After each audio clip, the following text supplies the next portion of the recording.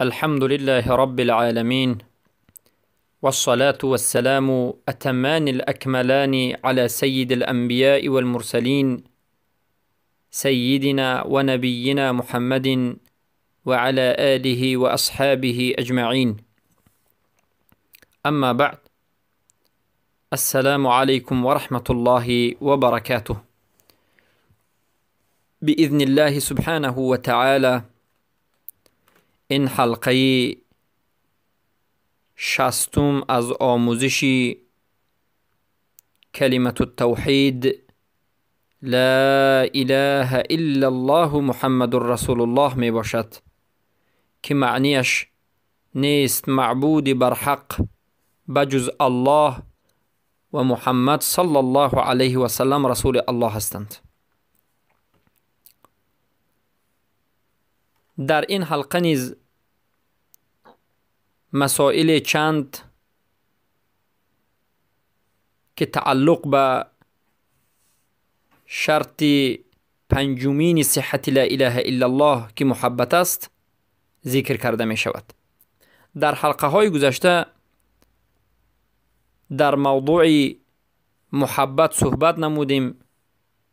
معنای محبت در لغت و در اصطلاح دلیل ها را از قرآن آوردیم که در حقیقت محبت این شرط صحت لا اله الا الله است.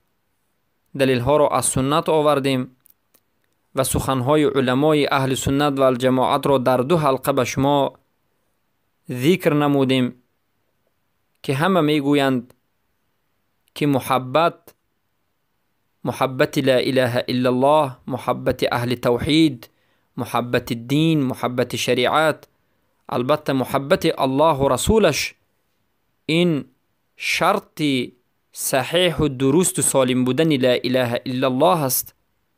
وقتی که این محبت در انسان وجود ندارد، لا اله الا الله که انسان به زبانش میگد هیچ منفعت بر انسان نمی بخشد.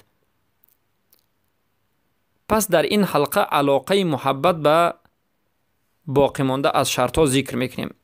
چگونه که در حلقه های گذشته در شرح و توضیحات شرط های گذشته به مانند شرط اول علم، شرط دوم شرط صحت دوم لا اله الا الله یقین، شرط سوم صحت لا اله الا الله صدق، شرط چهارم صحت لا اله الا الله الاخلاص بیان نمودیم که هر یک این شرط ها به دیگر شرط ها علاقمندی شدید دارد و این شرط ها سبب پیدا شدن دیگر شرط ها می شود و شرط های دیگر سبب پیدا شدن این شرط ها شده است. بارک الله فیکم. این چونین محبت در حقیقت علاقه شدید به باقی مانده از شرط های صحت لا اله الا الله دارد. چگونه که علما میگویند محبت این به مانند دیگر از شرط های صحت لا اله الا الله که به شما پیش گذشت سبب پیدا شوی دیگر شرط ها می شود و این چنین دیگر شرط ها سبب حتما پیدا شوی محبت می شود. مثلا صدق، اخلاص، یقین، علم، قبول، انقیاد. اگر این همه شرط های صحت لا اله الا الله حقیقتا همه اش در اسلام در انسان به وجود آید، لازم می شمارد، یعنی حتما باید محبت به وجود آید. کسی که صادق است، کسی که مخلص است، کسی که موقن است، کسی که عالم است، کسی که قبول لا اله الا الله کرده است و فهمیده است و انقیاد کرده است، حقیقی اگر باشد حتما محبت هم پیدا می شود. پس این شرط ها یکی از سبب های حتما پیدا کننده محبت است و این چنین شرط صحت لا اله الا الله محبت نیست، سببی یا که شرط است که دیگر شرط ها را به وجود می آورد. محبت لازم می شمارد که دیگر شرط ها به وجود آید. پس صدق یعنی کسی که صادق است، موقن است، مخلص است در توحید، گفتیم حتما باید محبت هم داشته باشد، باید این کلمه رو دوست دارد. و کسی که توحید را دوست دارد، توحید را حقیقتا دوست بدارد، کلمت التوحید را حقیقتا دوست بدارد، حتما باید صادق باشد، مقیم باشد، مخلص باشد. و این چنین انقیاد، البته انقیاد بعد از یک شرط دیگر بعد از قبول می آید. انقیاد شرط هفتمی صحت لا اله الا الله، آخرین شرط. انقیاد حقیقی یعنی انقیاد عمل را انجام دادن، همیشه عمل را اطاعت الله را انجام دادن. انقیاد حقیقی شرعی لازم می شمارد که محبت به وجود بیاید، زیرا که محبت، همین محبت هم انقیاد است، یعنی عملی بجا آوردن عمل است، اما عملی درونی است. و این چنین محبت سبب پیدایش انقیاد می شود، زیرا کسی که محبت به الله سبحانه و تعالی و به رسولش و به دینش و به توحید و به کلمه لا اله الا الله دارد، از اون انسان عملهای موافق قرآن و سنت پیدا می شود، به وجود می آید. پس ما کسی را دیدیم که عملش موافق سنت است، عملش موافق قرآن است، عملش موافق عمل صحابگان رضی الله عنهم اجمعین است و کوشش در این عمل دارد، ما میگیم محبت هم دارد، چرا که سبب پیدایش این عمل محبت شده است. سبحان الله.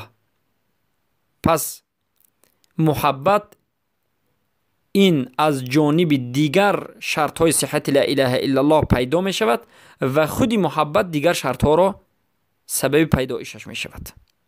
یعنی دیگر شرط ها لازم می شمارد که محبت باشد و محبت لازم می شمارد که دیگر شرط ها باشد.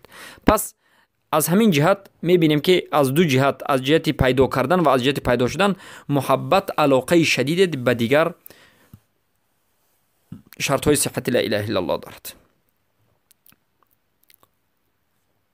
مسئله دیگر، مرتبه های محبت و قسم های آن.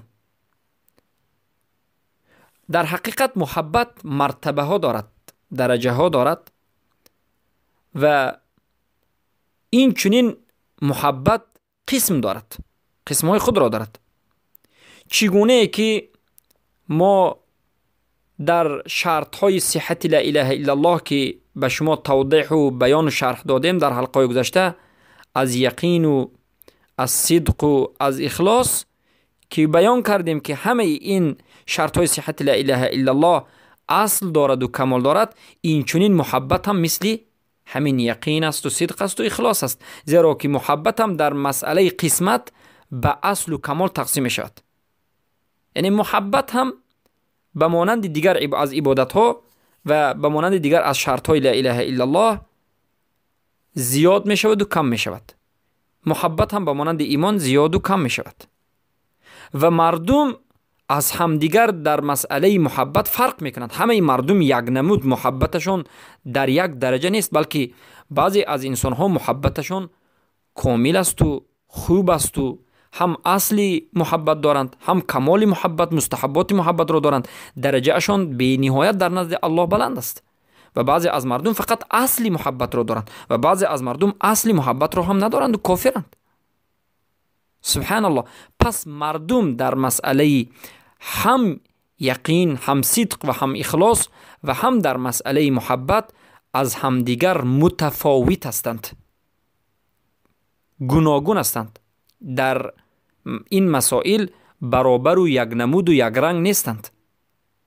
چگونه که خوارج میگوید در مسئله ایمان همه مردم برابر هستند. ایمان یک چیز است و کفر یک چیز است، یا ایمان یا کفر. ایمان کم می شود زیاد می شود، یا که کفر کم است و زیاد می شود، میگن ما قبول نداریم. این عقیده خوارج است. برای همین در نزد خوارج یا انسان مؤمن است یا کافر است. و این چنین در نزد مرجئه ها ایمان این یک چیز است که در قلب است و کفر فقط کفر اعتقادی هست و ایمان زیاد و کم نمیشد و عمل از ایمان نیست. سبحان الله. یعنی چگونه که ایمان را مذهب خوارج فهمیده باشند یا که چگونه که ایمان را مرجعه ها فهمیده باشند، همان گونه این فرقه باطل خوارج مرجعه محبت را هم، اخلاص، صدق و یقین را هم همون گونه میفهمند. اهل سنت و الجماعت میگن محبت اصل دارد و کمال دارد. خوارج میگن که محبت از اولش تا آخرش این اصل است. مرجع اصلا اصلی محبت را قبول ندارد. الله المستعان. پس بارک الله فیکم، اصل محبت این چیست؟ اصل محبت محبت اهل توحید است.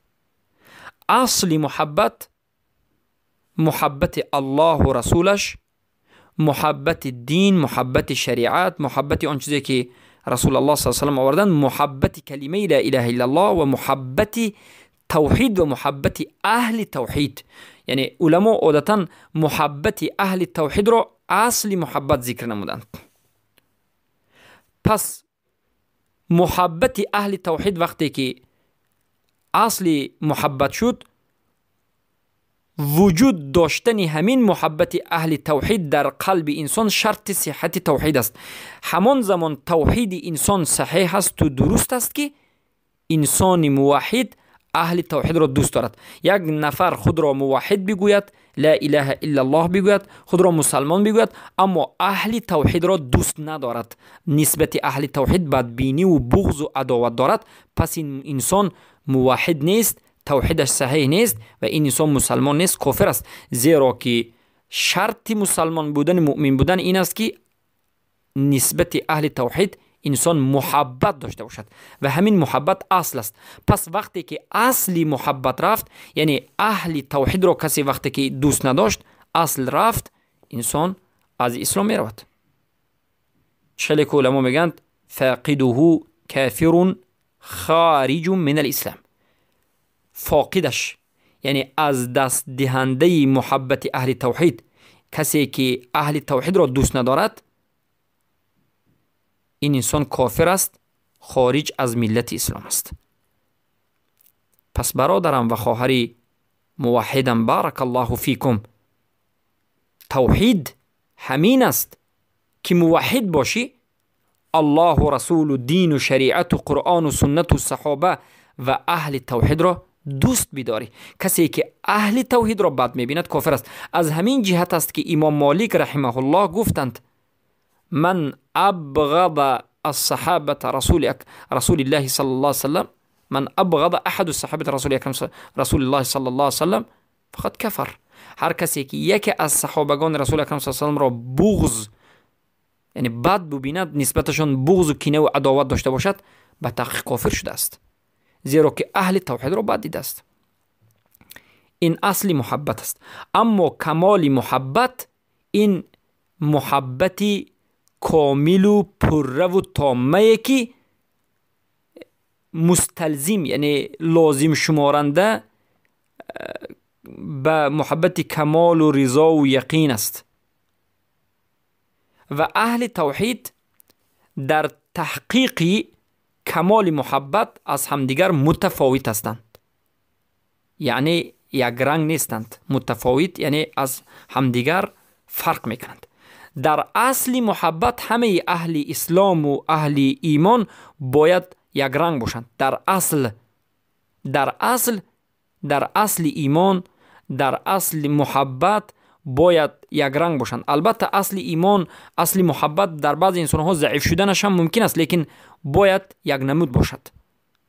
اما در فرع، در کمال، در واجبات، البته مستحبات، مردم از همدیگر فرق میکنند. بارک الله فیکم. پس ما به شما بیان میکنیم، اولا کسی که واجبات را علما اصلا ببینید، علما به سه قسم این اهل محبت را تقسیم کردن. میگن من یأتی بالواجب والمستحب و یسابق بالخیر، یعنی از مسلمان ها کسانی هستند که اصل محبت را هم به جا می آورند، چیزی که فرض عین است، واجب است، اصل محبت رو به جا می آورند و مستحبات محبت رو هم به جا می آورند. یعنی دو نمودی قسم محبت، دو قسم محبت که اصل محبت و کمال محبت است، هر دوش رو هم به جا می آورند و اینها سابقون بالخیرات هستند. در این مسئله از همه پیشترین انسان ها هستند و در مسئله خیر سابقین هستند، پیش قدم ترین مؤمنین هستند. دومین نمود انسان کسانی هستند که فقط اصلی محبت را دارند. از دو قسمی محبت که اصل است و کمال است، فقط اصل را دارند، یعنی فقط مسلمانند، اما به نهایت محبتشان ضعیف است، ایمانشان ضعیف است، زیرا که اینها کمالی محبت مستحبات را به جا آوردند و اینها مسلمانند. سومین نمود انسان کسانی که به نفسهایشان ظلم کردند و علما میگن که کسانی که به نفسهایشان ظلم کرده اند اینها به دو حالت تقسیم میشن. حالت اول کسانی که به نفسهایشان ظلم کردند، یعنی محبت و واجبات محبت، یعنی مستحبات محبت رو به جا آوردند، یعنی از این دو قسم محبت که اصل است و کمال است، کمال محبت رو هیچ به جا آوردند، یگان نمودش رو، و در اصل هم به یک عذاب به جا آوردند، ضعیف هستند اما کفر نیستند. یعنی پست کننده های محبت رو، ضعیف کننده های محبت عملها رو به جا آوردند. و حالت دوم کسی که به نفسش ظلم کرده است، حالت دومش کسانی که شکننده های محبت را به جا آورده است، شکننده های اصل و کمال محبت را به جا آورده است. البته شکننده های محبت زیاد است که وقتی که انسان به این شکننده های محبت وارد می شود و شکننده های محبت را، اصل محبت را، شکننده های اصل محبت را به جا می آورد، از اسلام بیرون می شود، زیرا که اصل محبت وقتی که نابود شد انسان از اسلام خارج می شود. چه خیلی که بیان کردیم، اصل محبت این اصل ایمان است، اصل اسلام است. پس کسانی که به نفسشون ظلم کردن دو نمود هستند، یا که در اصل محبت به نوعیت ضعیف هستند و به یک عذاب در قطار مسلمان هستند، یا که شکننده های محبت را به جا آورده اند و محبت فرض عینی واجب را به جا آورده اند و از ملت اسلام بیرون شده اند و کافر شده اند. سبحان الله.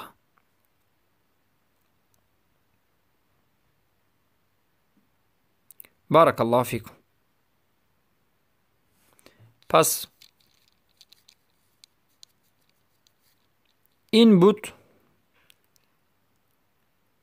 مسئله که به شما اصل محبت، کمال محبت و قسمهای محبت را ذکر میکند. و باذن الله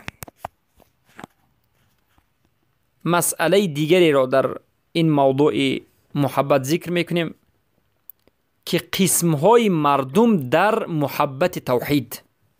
موضوع همین است، اقسام مردم در محبت توحید. نسبت توحید مردم به چند قسم تقسیم می شوند. اولا قسم اول، من یحب التوحید و اهله، یعنی کسی که توحید را دوست می دارد و این چنین اهل توحید را دوست می دارد و بعد می بیند کفر را و اهل کفر را بعد می بیند و نسبتش عداوت و بغض دارد. پس اینها اهل توحید هستند و انا منها مؤمنان واقعی هستند. مؤمنان واقعی، اهل توحید، موحدین کی است؟ موحد همان کسی است که توحید را دوست دارد، اهل توحید را دوست دارد، کفر را بعد بیند، اهل کفر را بعد بیند. ما البته در حلقه های تکفیر، در حلقه مسئله کفر و در مسئله های مراتب الایمان این مسئله را به شما بیان کردیم که ایمان 3 مرتبه دارد: اصل ایمان، واجبات ایمان و بعد از این مستحبات و کمال ایمان. اصل ایمان 6 چیز است، البته بعضی از علما 4 چیز گفتن، 6 چیز است. عموما یکمینش توحید و دومینش دوست داشتن توحید و اهل توحید. اصلی ایمان است. یعنی کسی که توحید را دوست ندارد، اهل توحید را دوست ندارد، این کافر است و در این مسئله جهل عذر نیست. و دومین اصل ایمان این ترک کفر و بد دیدن کفر و اهل کفر. کسی که کفر را ترک نکند، اهل کفر را بد نبیند و کفر را بد نبیند، این هم مسلمان نیست. پس موحد کیست؟ موحد کسی است که توحید را دوست دارد، اهل توحید را دوست دارد، کفر را بد می‌بیند و اهل کفر را بد می‌بیند و بغض و عداوت دارد. و البته دوست داشتن قلبی نسبت توحید و اهل توحید این اصلی ایمان است و بد دیدن کافران و بد دیدن کفر با قلب این اصل ایمان است. اما ظاهر کردن این دوست داشتن و بدبینی ظاهرا البته واجبات ایمان است که البته در این مسئله ها ان شاء الله صحبت میکنیم. و دومین نمود یا قسم مردم در نسبت توحید، در محبت بر توحید، کسانی هستند که شرک را دوست می‌دارند و توحید را بد می‌بینند. اینها مشرکان هستند. یعنی دومین قسم مردم در محبت توحید، توحید را دوست ندارند بلکه ضد توحید که شرک است، شرک را دوست دارند.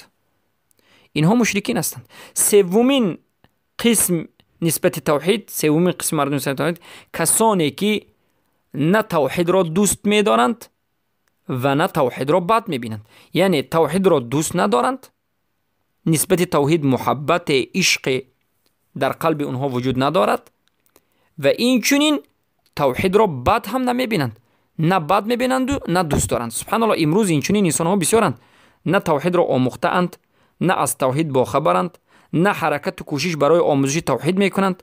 توحید در نزد اونها هیچ قدر و قیمت ندارد.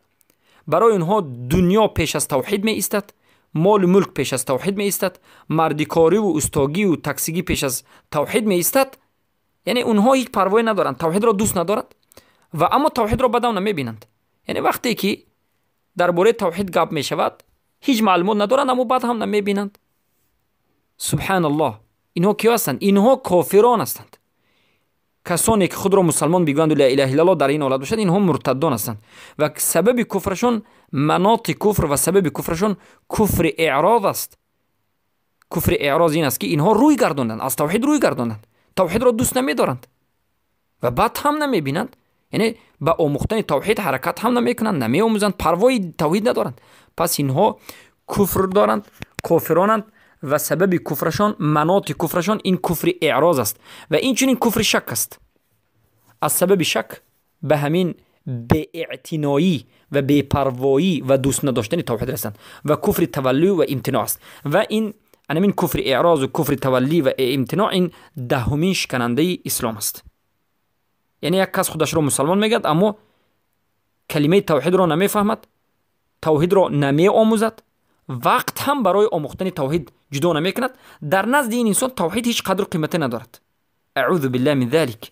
در حقیقت این بدبخترین انسان است که خود را فریب میدهد، خود را مسلمان میگد اما در حالتی که اسلام در این باقی نمانده است.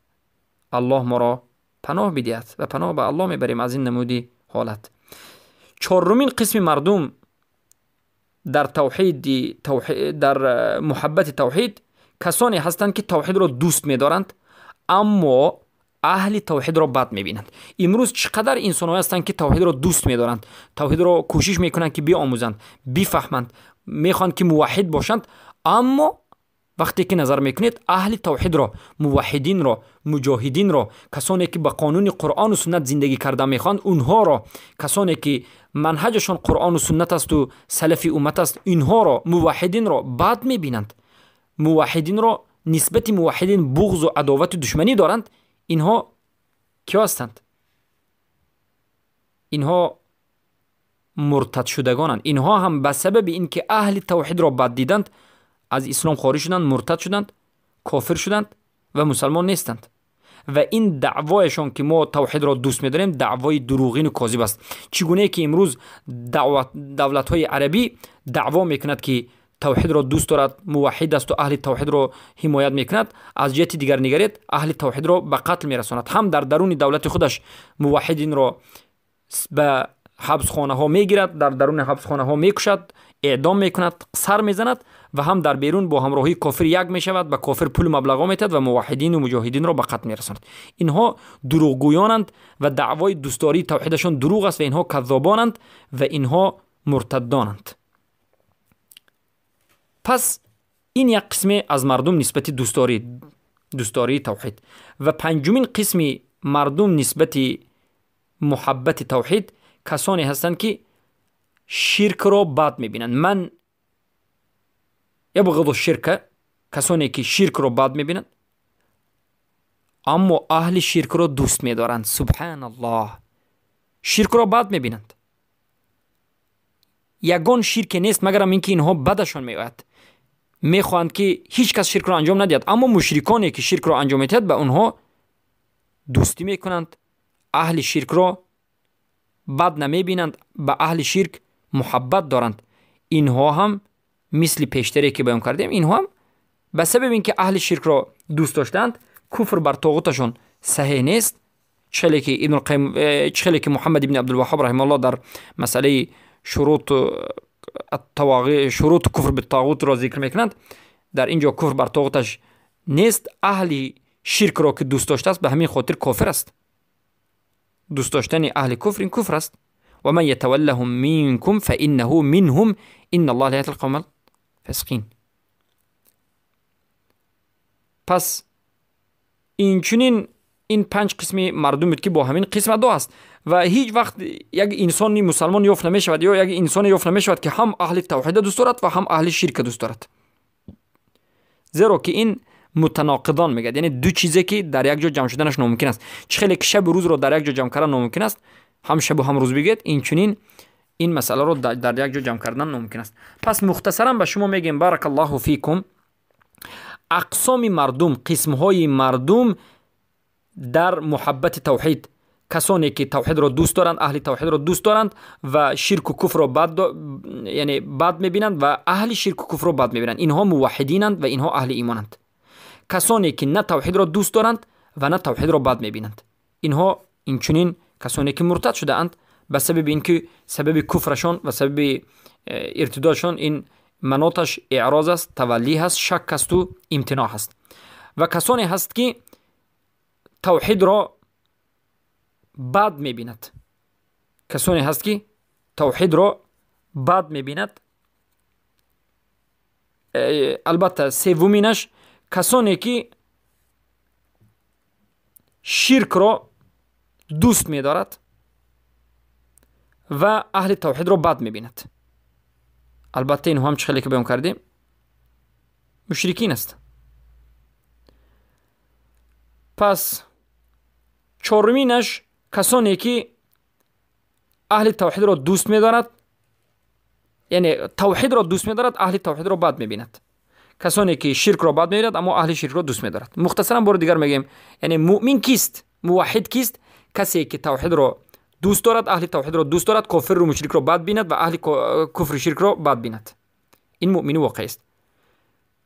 و کسی که شرک را دوست دارد و توحید را بد بیند این مرتد و کافر است.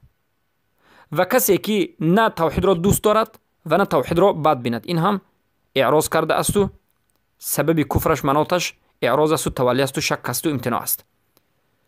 و چهارم قسمش کسی که توحید را دوست دارد اما اهل توحید را بد بیند، این هم در اصل ایمان را ترک کرده است و کافر شده است.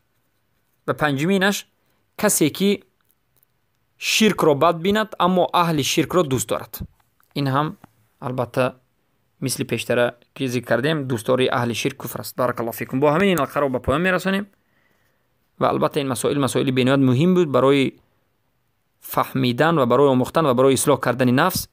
و باذن الله در حلقه های آینده به شما قسم های محبت را ذکر میکنیم که محبت چند قسم است، چگونه است، چند نمودها دارد و باقی مانده از مسائلی که تعلق به شرط پنجمین شرط صحت لا اله الا الله که محبت